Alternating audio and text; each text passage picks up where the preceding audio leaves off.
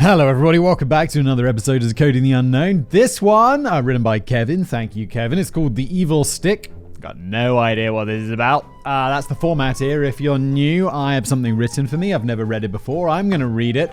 We're going to learn about it together. The Evilstick. It sounds like, I don't know, a bad cartoon or something. Anyway, let's just jump into it, shall we? Thank you for being here. Oh, if you'd like you to leave a review if you're listening as a podcast, or like and subscribe, all that kind of good stuff. Anyway, let's jump into it.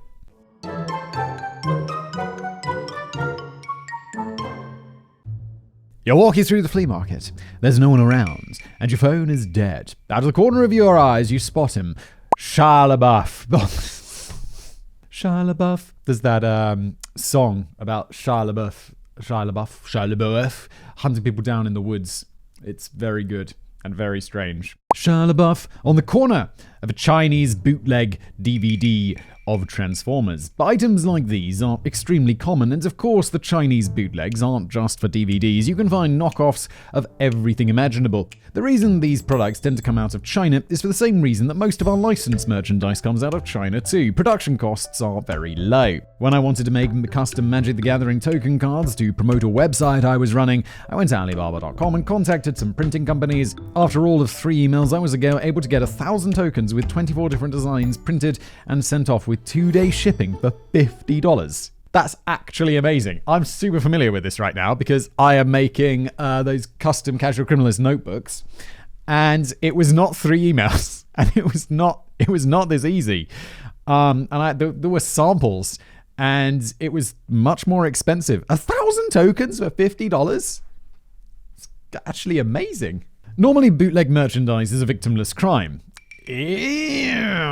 No, look, I know people say then you could say the same thing about piracy, and I think the reality is it's like, it's not really a victimless crime, is it? Like, I don't have a personal huge problem with it, and it's like the same as people using ad blockers. It's like, okay, block the ads. I just make slightly less money. Thanks a lot. But it's not like destroying. It doesn't mean I can't make content, but it does have a victim. The people who make the intellectual property. I guess you're hurting a handful of large faceless corporations, but I'm pretty sure that doesn't matter. Just how shoplifting is okay if you only do it at Walmart. Hashtag not legal advice. Shoplifting at Walmart is not okay. Definitely we're not saying that in any way. And also, like, bootleg merchandise. I went to China, and allegedly, I was walking around a flea market, and they had board games, and allegedly, I didn't buy a couple of board games. They had bootleg Cards Against Humanity, which I definitely didn't buy. Bootleg, there was another game as well. I don't remember. But yeah, and it's like these aren't games created by big companies. These are games just created by people that got super popular. And yeah, you're kind of stealing from them. Don't worry, Simon, I don't actually believe that, but it is a disturbingly common sentiment here in America. Really? Come on, America. You're like the lands of capitalism. And this is what capitalism is. It's like, if you're like okay with, piracy and all of that stuff and everything should be free, that's called socialism. And I know you don't like that, America. I know you don't. You don't even have healthcare. Yuck. Of course we have healthcare that we have to pay for, but it's like everyone gets the same. Still, one of my favorite things when I worked at a comic book store was when one of my bosses would return from his weekly trip to the flea markets and bring back absurd Chinese bootlegs of things that we could resell. Sometimes the offerings would be mundane, such as a package labeled Marvel Avengers that was mostly toys of DC characters. Sometimes he would find repurposed toys, like a Boba Fett action figure that was repainted and packaged as a policeman. There would even be occasional bootleg items that were so cool we wished the companies made a real one, like a Homer Simpson stylized to look like Astro Boy. What is going on, China? Why do you make this weird stuff? Before some nerd tries to lash out at me in the comments, yes, I know that Astro Homer is a Mexican bootleg. Okay, wow, if you know that. How do you know that? But not all knockoff merchandise is so benign. Sometimes what looks like a harmless imitation of a licensed toy can conceal a truly sinister secret. The dollar store. I don't think I've ever been to a dollar store to purchase toys before. Maybe if I had kids I would, but I usually just go there to buy cheap bubble mailers and packing tape. What's a bubble mailer? Oh, like an envelope with bubble wrap inside. I don't know, it's been a lot. I don't know. Where I live in Prague, they don't really have dollar stores or like pound stores. Like in the UK, we had Poundland, which I loved as a kid. I'd buy like sweets in there because you could get for £1, you could get so much chocolate. I'm sure it was like super close to its expiration date. But you're a kid, you don't care. It's cheap chocolate. As I understand, the toy section is absolutely riddled with cheap bootleg toys. Is that really the case? Like, Poundland in the UK at least is a big, I don't know, this was like 20 years ago, is a big company. Like, this wasn't just some dodgy thing in the mall where they can get away with selling bootleg stuff. If that company started selling like fake, people would be like, there would be consequences. They'd get sued or something. In early November 2014, Nicole Allen went to a dollar store in Dayton, Ohio to purchase a toy for her 2-year-old daughter. She found a cute little princess one, topped with a silver star that promised to light up and play beautiful music. More specifically, it said, "Can send out the luster of the beauty." It's just like, okay. It feels like when China, you've got a product from China and they haven't had like someone who speaks good English put the labels on there and they just kind of guessed it or run it through Google Translate or something, and that's what came out. Whatever that means. If the broken English wasn't enough of a clue that this was a Chinese bootleg, the packaging featured an image of Sakura Kinomoto, the protagonist of the children's anime Card Captor Sakura, despite the fact that she never used a wand like this on the show. I've never heard of any of this. The next clue this toy might be more sinister than it appears at first glance is the fact that it cost $2. If I go to a dollar store and find an item that is marked as more than $1, I can only assume that it was the creation of some raving madman, a lunatic living on the fringes of society that just wants to watch the world burn. I should note here that prices do seem to vary from store to store. At some locations it was only $1, but I stand by my analysis. The problem with dollar stores and Poundland, I don't know, ooh, that is a scary freaking picture that I just saw. You got that coming up later. Is inflation. Like, I'm not sure if the dollar store, if Poundland in the UK still has everything for £1. Because then, I mean, to combat inflation, everything's just going to have to become because a pound doesn't get you what a pound got you in the 1990s. Like, I remember a pound in the 1990s at Poundland would get you... One thing I remember, they had these giant... It was like a big bar, like this big. Listeners, I don't know, maybe like 20 centimeters by 10 centimeters, which is something I don't know in 20 centimeters, 10 inches maybe, something like that long. And I don't know, 5 inches wide, is a big thing of toffee, and it came with a little hammer that you could break it up with, and it was delicious, and it cost £1. So because of inflation, that's now probably just tiny. There was one final hint that this toy might not be as innocent as it was made out to be, and this was an easy detail to miss, so it's hard to blame Nicole for not noticing, but at the top of the package, directly above the wand, in a giant, albeit very pretty lettering, was the word Evilstick. Holy shit. Given the poor translations on the rest of the packaging, it's perfectly reasonable to assume that this may have been a horrible translation of the phrase magic wand or something to that effect, but still, if I see a toy called Evilstick that I'm thinking of purchasing for a 2-year-old, I may investigate just a tiny bit to see what makes it so evil. Is it going to electrocute the kid or something? Is that going to be what this toy does? If so, that's pretty f***ed up. Why make a toy that looks like that? So, what makes it so evil anyway? When you flip the switch to make it light up and play beautiful music, it would instead emit maniacal laughter while flashing to reveal a hidden image beneath the silver foil on top of the wand. The secret image was of what appeared to be a young girl with giant red eyes and blood dripping down her chin, slicing her arm open with a large knife. Oh my god, I didn't even see that large knife. What the is that? That is not something you want kids to look at because they're like, oh, it's a toy. Slicing my arm open with knives must be great. Holy shit. I know the image is a bit disturbing, but to be fair, Nicole never should have purchased this for a 2-year-old daughter. The package clearly indicated it was for ages 3 and up. Ages 3 and up are even going to better understand about the knife on the arm thing. That's so crazy. The investigation. The story made the local news in Ohio and was then posted online, where it started to gain some traction. A musician by the name of Matt Clark, also from Dayton, saw the story on the news and immediately went to the dollar store to buy his own Evilstick the next day. That night, he posted a 10-second video to YouTube. The video shows Matt sipping a can of Pabst Blue Ribbon while he turns on the Evilstick to show off the laugh and the image inside while he nods in approval. I love the fact he's just having a beer. He's putting, it'd be like just... I feel like, hang on, I could definitely just show up to an episode having a beer and no one would really comment or mind. I don't know why, that just feels like low effort, even though it's something I'd probably do. I mean, it's 9 o'clock in the morning right now, so probably not, but you know what I mean.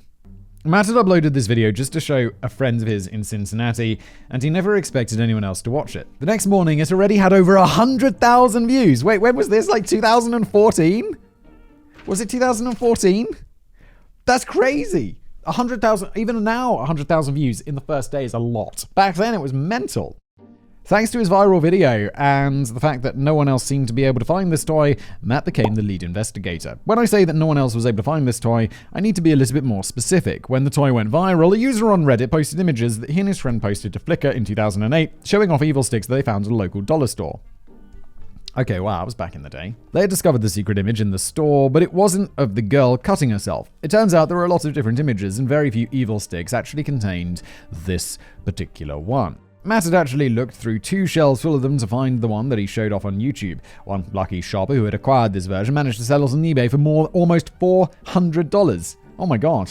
Still, this adds another element to the mystery. How had this product existed for 6 years already without anyone knowing about it? While the other images weren't as disturbing, they were still pictures of zombies, monsters, and scenes from horror manga. That combined with the maniacal laughing and extremely cheery and misleading packaging should have garnered at least a modicum of attention on its own, but that doesn't seem to have been the case. Back to our lead investigator, Matt. He uploaded a second video the following week addressing many of the questions that had been receiving about the Evilstick. Instead of PBR, this time he was drinking Burger Classic beer, which he observed has an umlaut. That's how you can tell it's good. Okay. At $6 per 12-pack, it's quite possibly the cheapest swill I've ever seen. Yes, you're not the only one who can tangent, fact boy. I like that tangent. That is some seriously cheap beer, though. 50 cents a can? Wow. Let's talk about that. In the second video, he shows off the packaging and gives a better look at the product as a whole. Matt and his commentators remained active, trying to track down any information that they could find. They learned that the image of the girl cutting herself was from a horror photographer named Butcher Ludwig, probably his real name from a series called Macabre Muses. Yeah, Butcher Ludwig. Real name. The 20-year-old model in the picture was portraying a vampire that was so hungry she was going to feed on her own blood for sustenance. Even within the confines of fiction, I don't think this plan makes a great deal of sense, but he got a creepy photo out of it, so I guess that's all that matters. Also, it doesn't make sense she's using a knife. She's a vampire. She has those special teeth. She doesn't need to cut someone open to drink their blood. That's not what a vampire does. Come on, everyone knows this. Rat vampires are real. Butcher also complained about the editing that had been done to his picture. I agree, the blue background and the horribly photoshopped eyes definitely make for both an uglier and less disturbing image than his original. Oh wow, they really did change it quite a lot. Yeah, it is less disturbing. It definitely is. It's still weird though, isn't it? While the girl is now identified, unfortunately, not actually committing self-harm, the question still remains, who created this toy and why? The only clue left to go by was the UPC on the box. This was also a pretty good clue. Matt was able to track the UPC to a factory in China who he contacted through Alibaba. They confirmed that they produced the Evilstick, so he asked to speak with someone involved in its creation. Matt let everyone know that he was close to solving the mystery, but then nothing. Matt went completely silent, and he seemed to disappear altogether. It's like, oh my god, he's been killed by this company, or he just got bored, or he got a job. Immediately, people assumed that the Evilstick was cursed. Because of course they did. Kevin's next words, because of course they did. Same page. That it had killed him, because that's what mass-produced plastic toys from China are most known from doing. Yeah, in movies. The obviously not dead Matt explained in an interview years later the factory stopped responding to his emails, but he thought it was really funny that people assumed that a cursed toy had killed him, so he didn't want to post anything else on the subject. Matt does sound like a bit of a legend. Drinking the beer on camera, having fun with his Evilstick, contacting this factory. I like Matt. Sounds like a fun guy. Can't say I blame him, or the factory. If I could troll hundreds of thousands of people simply by doing nothing at all, you best believe I would. As for the factory, when it became clear that he was not a potential customer of any kind, was just wasting their time with a bunch of probing, possibly accusatory questions, of course, they'd stop responding. Unfortunately, Matt is much better than I am at keeping his inbox clean, as he no longer remembered the name of the factory or had any details about them left. The trail was cold again. I got a toy, like these toys from China. There was I do another channel called Brain Blaze, and we were talking about like toys that went wrong and stuff like that. And one of them featured in that video was a really recent case of a cactus. It was this toy cactus, and like it would dance and sing. So it'd be like ba ba ba, and it would do these kind of things. And it was obviously like straight out of China. And apparently it had all these ripped off songs on it. And one of the songs was apparently singing about how awesome cocaine is in Polish. And apparently some woman in America found it in a Walmart. She spoke Polish and was like, yo, you know, this toy cactus is singing about how awesome cocaine is. I find this offensive. This toy is swearing words and talking about cocaine. And we made this video. I thought it was funny. Didn't think much about it. A couple of months later, Christmas rolls around. And I think it was my mother-in-law or my kid's aunt. What's my kid's aunt relation to me? It's my wife's aunt. That's no relation to me. She bought the kid a toy cactus. And I was like, oh, that looks like the one from The Thing. And I'm like, it is the one from The Thing. And it has the cocaine song. And I was like, that's actually amazing. I assumed they must have been taken out of circulation, but no. And it's also, I live a lot closer to Poland than America, than anyone in America. But why? Why would someone create this product? This seems like the biggest question surrounding the Evilstick. Unless the goal was to traumatize stupid American children, I can't think of a single rational explanation for why a company would make and market this as a delightful toy for small children. A lot of strange things that we see come out of Asia, especially Japan, and can be hand-waved as cultural differences that aren't unusual at all to them. As it turns out, this would not be considered appropriate for children in China either. Shocking, I know. There's also the possibility that these are recycled parts. Factories from China will often reuse parts of unsold toys and repurpose them for other things. The laughter heard from the Evilstick is pretty generic, so the soundbox could definitely have come from some random Halloween toy that didn't sell very well. It doesn't explain the images though. A manufacturing error involving recycled parts could almost explain the generic horror images, though it's quite a stretch. But it can't explain the vampire girl, nor not only did someone steal the image off the artist's website, they also edited it for the Evilstick. The construction seems to have been 100% deliberate, though why all of these things would have come together in the way they did remains a mystery. I get the feeling someone in China was at this factory and it's a combination of, there were spare parts lying around and maybe they didn't really understand what Halloween was. So they were like, let's make one of those scary toys that those Americans love in October. And they made this wrap-up. We know that the Evilstick was manufactured at a factory in China, but that's all we really know. With Matt having lost the name of the factory he was speaking with, there's no longer any way to know who is responsible. The UPC code is no longer tied to any company. However, who made this is much less fascinating than why they made it. I have a theory based entirely on wild speculation. If you have your own theory, get in the comments and let me know. But my theory is as follows. The story went viral when the Evilstick was discovered by a woman the week after Halloween. Okay, there we go. Halloween is definitely got something to do with this. I think it's a misunderstanding of Halloween. Let's see what Kevin thinks. The copies had been found 6 years prior, were found in September, at which point Halloween merchandise is usually already on the shelves. Is Halloween such a big holiday that we need to start preparing for it a month ahead?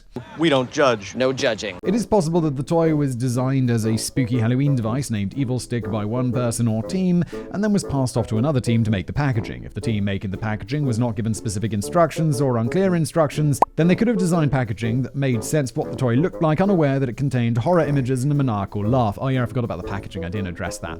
But this is totally reasonable. I think it's the Halloween. It was like a weird Halloween attempt at a toy made from recycled spare parts, which is why it looks kind of friendly. And then, this seems like a totally reasonable explanation for the packaging being like this. The end result would be an intentionally spooky Halloween-themed toy in generic Princess Wand packaging. I don't know how many different projects an average factory works in at a time or how quickly they're pressured to turn out products for sale, but this is the only plausible explanation I can come up with that doesn't involve someone being a sick f***. But hey, at least it's not as scary as the tunnel scene from Willy Wonka and the Chocolate Factory. I don't even remember that tunnel scene. It's been a long time since I saw Willy Wonka and the Chocolate Factory, but I remember being very scared when they're drinking that soda and they start floating up towards that fan, which is going to destroy them. That was scary. That's a scary kids movie. That fan at the top of that thing, that would have that would have been like putting someone in a blender. Poor Charlie and his dad, whose name I don't remember. I also don't think this was someone being intentionally trying to mess with kids. I just think it was a factory in China that there were some crossed wires at some point, exactly like Kevin and I think.